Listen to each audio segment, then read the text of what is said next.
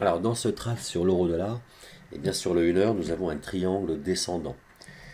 Donc j'ai bien tracé en fait les deux droites du triangle donc sur les clôtures et non pas sur les mèches. Et là, nous venons de passer en clôture en fait et bien le triangle. Donc j'ai tracé mes objectifs par rapport et bien à ma règle donc des objectifs des 7 règle des 7 sur les triangles. Donc j'ai pris position à la baisse. Et on va voir ce que ça donne sur ce triangle-là. Donc le chartiste sur le triangle, ça marche très très bien. On a souvent des bons résultats. Quand on regarde l'euro-dollar donc en 4 heures, eh bien on a fait déjà en fait une grande montée, hein, donc un grand écart type ici.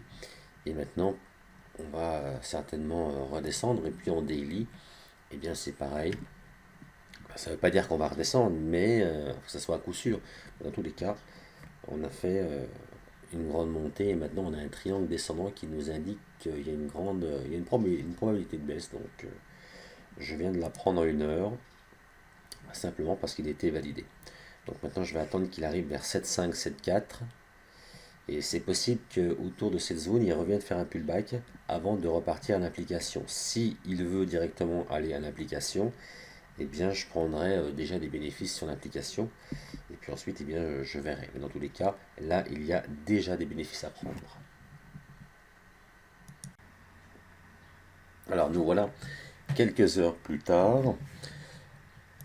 Alors l'euro est bien descendu. Donc le triangle a bien fonctionné. Et en plus là on est arrivé donc vers entre 7,5 et 7,4. Et là je pense qu'il y a de grandes chances que le marché retrace. Donc c'est important de savoir ce qu'on peut faire. Soit on attend qu'il retrace puis il va revenir enfin, il peut revenir au point de départ et ensuite repartir en application. Bon, dans tous les cas, il y a de l'argent qui a été mis en jeu.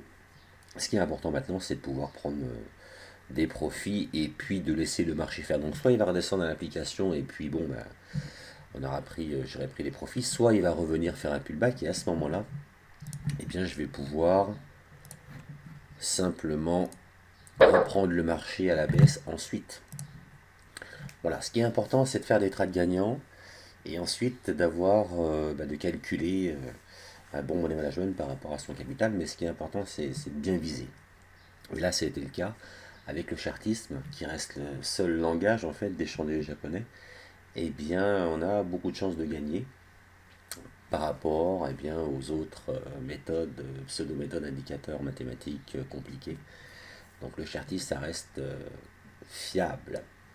Donc aujourd'hui, lundi 3 juillet, un trade gagnant sur USD JPY à la hausse, et puis un trade gagnant sur l'euro dollar. Donc voilà, donc deux trades gagnants pour l'instant.